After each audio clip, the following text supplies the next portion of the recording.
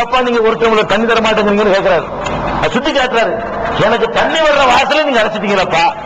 எதனால இவ்வளவு நல்ல மனுஷன் அவரு, அவ்வளவு நல்ல மனுஷனா இருந்தாலும் ஒரு நாட்டுல என்ன நடக்குது, எவன் என்ன பிரச்சனை பண்றான், எப்படிப்பட்ட சதித்திட்டம் போடுறான், அதையெல்லாம் கவனிக்கிறது கொஞ்சம் மூளையும் செயல்படுத்தணும், இல்லைன்னா ஏமாந்து போயிடும். அப்ப அந்த மாதிரி முற்றுகையிட்டு கடைசி வரைக்கும் என்ன பண்ணல, ஒன்னும் செய்ய முடியல, அவரால் தப்பிக்க முடியல. வீட்டுக்குள்ள வச்சு கொன்னுறாங்க. கொன்றது யாரு? சஹாபாக்கள். அவங்க என்ன செஞ்சாங்க, இவர் இஸ்லாத்துக்கு எதிராக போறாரு நினைச்சு கொண்டாங்க. அவர் என்ன நினைக்கிறார், நம்ம சொந்தக்காரங்க அனுப்பிச்சு, அவர் ரெண்டு பேரும் எண்ணத்தால் நல்லவர்கள் தான். இவரும் இஸ்லாத்துக்கு எதிராக போகணும்னு போகல, அவர்களும் இஸ்லாத்துக்கு எதிராக போகணும்னு போகல. இவரும் நினைக்கிறாரு, நம்ம எல்லாத்தையும் நான் சொந்தக்காரங்க அனுசரிக்கணும், உறவினர்களை பகச்சிக்கிற கூடாது அப்படிங்கிற ஹதீஸை இவர் இப்படி புரிஞ்சுக்கிறார். இவங்க என்ன பண்றாங்க, ஒரு ஆட்சி போட்டு நாசமாக்கி, எப்படி வலிமையா ஒவ்வொரு காலத்துல இருந்துச்சு, ஒவ்வொரு காலத்துல எந்த மாதிரி இருந்துச்சு கெடுத்து குடிச்சவராக்கிட்டாரு இவங்களுடைய ஆதங்கம். அந்த கொலை செய்வதில் சில முனாபிக்குகளும் ஊடுருவி சேர்ந்துக்கிட்டாங்க. எல்லாரும் அப்படி சொல்ல முடியாட்டாலும் சில சகாபாக்களும் இருந்தார்கள், முனாபிக்குகளும் அதுல பங்கெடுத்துக் கொண்டு ஊடுருவி அவரை காலி பண்ணி விட்டாங்க, கொலை பண்ணி விட்டாங்க. கொலை செய்யப்பட்டவுடனே மறுபடி வெற்றிடும். மூணாவது அடுத்த நாலாவது யாரை வைக்கிறது அப்படின்னு சொல்லி, அப்ப நாலாவதாக அலி ரலியல்லாஹு அன்ஹு அவர்களை ஆட்சி பொறுப்புக்கு போய் எல்லாரும் கேட்கிறாங்க. இப்ப போய் என்ன செய்யறாங்க எல்லாரும், என்ன ஒரு ஏற்பாடு செய்யலையே, உஸ்மான் கேட்கிற அளவுக்கு மக்களும் இல்லை, ஒரு சொல்லிட்டு கூட கேட்க மாட்டாங்களே. அவருக்கு எதிராக மதீனாவே திரண்டு நிக்குது, இவ்வளவு பேரும் முற்றுகையிட்டு இருக்கும்போது அவரை காப்பாற்ற யாரும் முயற்சி பண்ண காணோம். எல்லாரும் வெறுக்கிறவர்கள் ஆயிட்டார். அவர் மதீனாவுல அவர் கொல்லப்படுறது வந்து திடீர்னு கொல்லப்பட்ட தெரியல என்றலாம், நீண்ட நாட்கள் முற்றுகையில வச்சிருந்து கொள்வதாக இருந்தா அவரை காப்பாற்றுறதுக்காக வேண்டி எந்த முஸ்லீமும் யாரும் எடுக்கல. இவர் போறது நல்லதுன்னு நினைக்கிற அளவுக்கு அந்த சமுதாயத்தினுடைய என்ன ஓட்டம் அன்னைக்கு இருந்திருக்கு. கொல்லப்பட்டு போயிட்டார். அப்ப மக்கள் எல்லாம் போய் இப்படி இருக்க முடியாது, இனிமே நீங்க தான் அந்த ஆட்சி பொறுப்பை ஏத்துக்கணும் அப்படின்னு சொல்லி அலி ரலியல்லாஹு அன்ஹு அவர்களை ஜனாதிபதியா கேட்கிறாங்க. சூழலை அவரும் பார்க்கிறாரு, இந்த நேரத்தில் ஒரு ஒழுங்கான ஆட்சி பொறுப்பு இல்லைன்னு சொன்னா ஒன்னு நாடு செதறி போயிடும், நம்ம ஏற்றுதான் ஆகணும்னு சொல்லி ஆட்சி பொறுப்பை அவர் ஏற்றுக்கொள்கிறார். அலி ரலியல்லாஹு அன்ஹு என்ன செய்றாங்க, ஏத்துக்கிறாங்க. இப்பதான் வரலாறு கர்பலாவுடைய பின்னணிங்க தான் தோங்குது.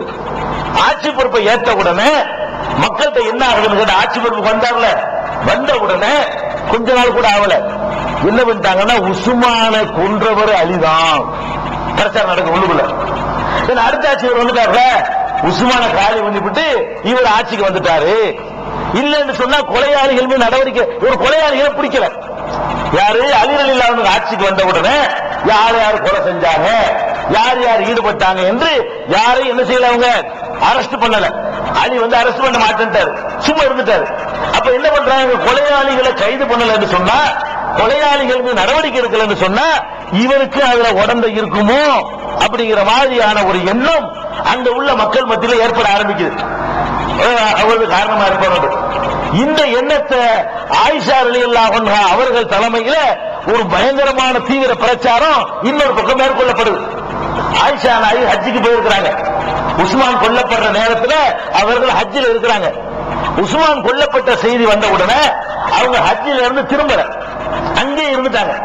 ஹஜ்ஜில இருந்து திரும்பாம அங்க வரக்கூடிய மக்கள் எல்லாம் சந்திச்சு இந்த மாதிரியான ஒரு வேலை நடந்து போச்சு, உஸ்மான கொண்டு விட்டாங்க, அதுக்கு நடவடிக்கை எடுக்கல, இவர் ஆட்சிக்கு வந்து அவர்கள் எல்லாம் பிடிக்கல, அவர்கள் மீது ஒழுங்கு ஒரு சட்ட ரீதியான எந்த ஒரு இது போடல, அதனால நம்ம நியாயம் கேட்கணும், உஸ்மானுடைய கொலைக்கு நியாயம் கேட்டு ஆகணும் அப்படின்னு சொல்லி மக்கள் சக்தியை அவங்க திரட்டுறாங்க. ஒரு பக்கம் அலி ரலியல்லாஹு அன்ஹு எதிராக செய்யறாங்க, திரட்டுறாங்க. அதுல இன்னொன்று இருக்குது, மனிதர்கள் எப்போதும் மனிதர்கள் தான். அதுல அலியும் ஆயிஷாவும் விதிவிலக்கு இல்ல, அலி ஆயிஷாவும் விதிவிலக்கு கிடையாது. அவங்க ரெண்டு பேருக்குமே எப்போதும் பிடிச்சிக்கிறார். யதார்த்தமா சொல்றதா இருந்தா சஹாபாக்கள் மனுஷத்தன்மைக்கு அப்பாற்பட்டவங்க விளங்கிட கூடாது. அவங்க ரெண்டு பேருக்கு எப்போதும் பிடிக்காது. பிடிக்காதுங்கிறது என்ன காரணம் அப்படின்னு கேட்டா அதுக்கு ஒரு வரலாற்று பின்னணி இருக்குது. ஆயிஷா நாயகி அவர்கள் மீது ஒரு கட்டத்தில் வந்து பழி சொன்னாங்க, கற்பின் மீது, அவர்களுடைய ஒழுக்கத்தின் மீது ஒரு பழி சொன்ன சம்பவங்கள் எல்லாருக்கும் தெரியும்.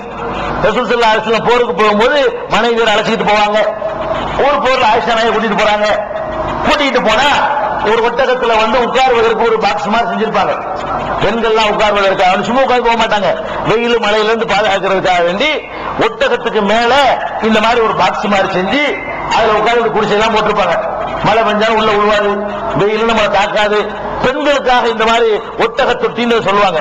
அந்த ஒட்டகத்துல தொட்டி மாதிரி கூட அந்த மாதிரி அமைச்சிருப்பாங்க. அதுல ஆயிஷா நாயகி இருப்பாங்க. பெண்கள் பயணம் பண்ணாங்கன்னா அந்த மாதிரி செஞ்சு வச்சுக்கிற வழக்கம் இருக்கு. ஆம்பளைக்கு சும்மா வெயில்ல மழையில் நினைச்சிட்டு ஓட்டிட்டு வந்துருவாங்க ஒட்டகத்தை. அப்படி இருக்கும் பொழுது ஒரு இடத்துல ரசூலுல்லாஹ் தங்குறாங்க. தங்கிட்டு வண்டி எடுக்க போகும்போது ஆயிஷா நாயகி இந்த இயற்கை தேவை நிறைவேற்றுறதுக்காக வெளியே போயிருக்கிறாங்க. இவங்க ஆயிஷா நாயகி இருக்காங்கன்னு நினைச்சிட்டு இந்த பாக்ஸ் தூக்கி ஒட்டகத்து மேல வச்சு வந்துட்டாங்க. ஆயிஷா விட்டுட்டு வந்துட்டாங்க. ரசூல் ஸல்லல்லாஹு அலைஹி வஸல்லம் மற்றவங்களும் உள்ள இருக்கிறாங்களான்னு அவங்க பார்க்கல. அவர்களுக்கு உள்ள அந்த பாக்ஸுக்குள்ள அவங்க இருப்பாங்கன்னு நினைச்சுக்கிட்டு, பாக்ஸ்னா பாக்ஸ் இல்ல, ஒரு தேர்லாம் இருக்கும்ல, பல்லாக்கு இருக்குல்ல, நீங்க பல்லாக்கு பார்த்திருப்பீங்களா? பல்லாக்கு மனுஷன் தோல்ல தூக்குவான், அது ஒட்டகத்தினுடைய முதுகுல தூக்கப்படும், அவ்வளவுதான். அவங்க பல்லக்குல இருப்பாங்க நினைத்துக் கொண்டு அவங்க தூக்கி மேல வச்சுட்டாங்க. மேல வச்சுட்டு வந்தா அடுத்த ஊருக்கு வந்தா தான் தெரியுது ஆயிஷா நாயகி இல்லைங்கிறது. அதுக்கடையில் என்ன நடக்குது? நபி ஸல்லல்லாஹு அலைஹி வஸல்லம் எப்போதுமே அவங்களுடைய முன்ஜாக்கிரதை, ஒரு ஆட்சி தலைவராக இருக்கிறதுனால ஒரு போருக்கு போயிட்டு திரும்பினாங்கன்னு சொன்னா, ஒரு வேலைக்கு போயிட்டு திரும்பினாங்கன்னு சொன்னா, ஒரு நாள் வித்தியாசத்துல ஒருத்தர் நிப்பாட்டிட்டு வருவாங்க. அதாவது இங்க இருந்து புறம்போட்டு வைங்க, நான் ஒரு இடத்துக்கு கிளம்புறோமா, ஒரு ஆளை கூப்பிடுவாங்க, நீ இன்னைக்கு நாளைக்கு பூரா இங்கதான் இருக்கணும், நாளைக்கு இந்நேரத்துக்கு தான் நீ புறப்படணும், நாங்க போயிட்டே இருப்போம், எங்கள்ல இருந்து ஒரு நாள் டிஸ்டன்ஸ்ல வந்துகிட்டு இருக்கணும். எதுக்கு ஒரு நாள் டிஸ்டன்ஸ்ல வரணும்னு கேட்டா, எதிரிகள் நடமாட்டம் இருக்கலாம், பின்னாடி மெதுவா வருவான். இந்த ஒரு நாள் பின்னாடி வந்தோம்னு சொன்னா எதிரிகள் வர்றதை கண்காணிக்கலாம். எவனாச்சும் வர்ற மாதிரி தெரிஞ்சு சொன்னா வேகமா குதிரையில் ஓடியாந்து தகவலை சொல்லிவிடுவான். அது மாதிரி தாங்க விட்டுட்டு போயிடுவோம். அந்த நாங்க வர்ற வழியில விடுபட்டு இருந்தா பொறுக்கிட்டு வரணும். அப்படிங்கிறதுக்காக வேண்டி ஒருவரை நியமிப்பது ரசூல் ஸல்லல்லாஹு அலைஹி வஸல்லம் அது ஆட்சி தலைவர் என்ற முறையில் அவங்களுடைய நடவடிக்கை ஒண்ணும். அந்த தலைவர் சஃப்வான்கிற சஹாபியை நியமிச்சிருக்காங்க. அவர் வர்றாரு, ஆயிஷா நிக்கிறாங்க. ஒரு நாள் தள்ளி வந்துகிட்டு இருக்காரு. அவர் இந்த இடத்துக்கு வர்றாரு, ஆயிஷா என்ன நிக்கிறீங்க, இந்த மாதிரி போன பாத்ரூம் போன விட்டுட்டு போயிட்டாங்க அப்படிங்கிறாங்க. சரின்னு சொல்லி ஒட்டகத்தில் அவங்க உட்கார வச்சு இவர் கடிவாளத்தை பிடிச்சு கொண்டாந்து இங்க சேர்க்கிறாரு. இதுக்கு இடையில முனாஃபிக்குகள் பரப்பிட்டாங்க. இதெல்லாம் ஆம்பளை தனியா வந்திருக்கிறாங்க, ஒரு நாள் கூட பிரயாணம் பண்ணி வந்திருக்காங்க, என்ன நடந்திருக்கும், என்ன வேணாலும் நடந்திருக்கும் அப்படிங்கிற மாதிரி ஒரு பேச்சுப்படி பரவுது. இது அங்க உள்ள கசாமுசாவாய் மதீனாவுல பரவி, ஊர் புறா பரவி, ரசூல் ஸல்லல்லாஹு அலைஹி வஸல்லம் அவர்களுக்கு ஒரு தலைநிமிர முடியல. மனைவியை பத்தி இப்படி சொன்னா எந்த ஆம்பளைக்கு தலைநிமிர முடியும்? மனைவியினுடைய ஒழுக்கத்தின் மீது ஏதாவது ஒரு பழி சொல்லிவிட்டார்களே, ஆனால் அந்த மனைவி மட்டும் தலை குனிய மாட்டார், அந்த குடும்பமே தலை குனியும். அந்த ஆம்பளை அண்ணன் தம்பி மாமா மச்சான் வெளியே தலை காட்ட மாட்டாங்க, ஊரை காலி விட்டு போயிருவாங்க திருவூர்ல. அந்த மாதிரியான ஒரு நிலைமையில இப்படி சொல்றாங்களே மன நொந்து போய் இருக்கிறாங்க. அப்படிப்பட்ட ஒரு பழிச்சொல். அதுல தீவிரமா இருந்தவர் அலி. பகைக்கு காரணம் சொல்றாங்க, தலாக்கு சொல்லுங்க, விட்டுருங்க, விரட்டி விட்டுருங்க அப்படின்னு சொன்னதுல முக்கியமா இருந்தாலும் யாரு? அலி. அதனால இயற்கையாகவே அலி ரலியல்லாஹு அன்ஹு என்ன செய்யாது, ஆயிஷா நாயகி மேல இப்படி சொன்னதுனால எந்த பொம்பளை மன்னிப்பாங்க? இவ்வளவு இந்த அர்த்தம் உங்களுக்கு வேகமா இருந்தாரு, மருமகங்களை செல்வாக்க பயன்படுத்தி பார்த்தாரு, நமக்கு எதிராக அம்புட்டு வேலையும் பண்ணாரு இவரு. அப்படிங்கும் பொழுது இயற்கையில உங்களுக்கும் அலிக்கு பிடிச்சிக்கிறார். இது ஒண்ணு. அதே மாதிரி ஆயிஷா நாயகியோட மனசுல வச்சிருந்தாங்க ஆதரவு சொன்னா அதுக்கு ஆதாரம் சொல்லலாம். ரசூல் ஸல்லல்லாஹு அலைஹி வஸல்லம் தள்ளாத வயசுல போய் நோயாளி ஆயிட்டாங்கல்ல, நோயாளி ஆன பிறகு அபூபக்கரை தொலை சொல்லிவிட்டு 2 பேர் தோல்ல கையை போட்டுக்கிட்டு ரசூல் ஸல்லல்லாஹு அலைஹி வஸல்லம் பள்ளிக்கு வருவாங்க. காலு தரையில இழுபட்டுக்கிட்டு வரும். அத ஆயிஷா நாயகி சொல்லும் பொழுது அப்பாசுடைய தோல்லையும் இன்னொருவருடைய தோல்லையும் கை போட்டுக் கொண்டு வந்தார்கள் சொல்லுவாங்க. இன்னொரு அலிதான் சொல்ல மாட்டாங்க. ஆயிஷா நாயகிட்ட தெரியாத ஒருத்தர் அவரு. ஆயிஷா நாயகி அந்த புகார்ல தரிச பார்க்கலாம். அதாவது ரசூல் ஸல்லல்லாஹு அலைஹி வஸல்லம் அவர்கள் 2 பேர் தோல்ல கை போட்டு வந்தார்கள். ஒருவர் அப்பாஸ், இன்னொருத்தர் அப்படிம்பாங்க. இன்னொருத்தர் தான் சொல்லுவாங்க, அவர் பேரை சொல்ல மாட்டாங்க. இது அறிவிக்கிற சஹாபி சொல்லுவாரு, அந்த இன்னொருத்தர் யாரு தெரியுமா? அவர்தான் அலி. அடுத்த தலைமுறையில் உள்ள வழக்கம் கொடுப்பாரு. இப்படிப்பட்ட ஹதீஸ் நீங்க புகாரிலே பார்க்கலாம். என்ன இது ஒரு தப்புன்னு சொல்ல இயலாது. என் மேல ஒருத்தன் பழி சுமத்துட்டா அவனை மனசார வெறுக்கத்தான் செய்வேன், எனக்கு அறியாம வந்துடும், திட்டமிட்டு வர்றதில்லை. இது ஒண்ணு ஏற்கனவே ஒரு கசமசாக இருந்துச்சா, இதெல்லாம் சேர்ந்துகிட்டு இவர் இந்த மாதிரி பண்ண உடனே ஆயிஷா நாய்க்கு மூர்க்கமா இறங்கிட்டாங்க. என்னென்ன இப்படி பண்றாரு, உஸ்மான கொலை பண்ணவர்களுக்கு நடவடிக்கை எடுக்காம இருந்துட்டாரு அப்படின்னு இப்படி ஒண்ணும்.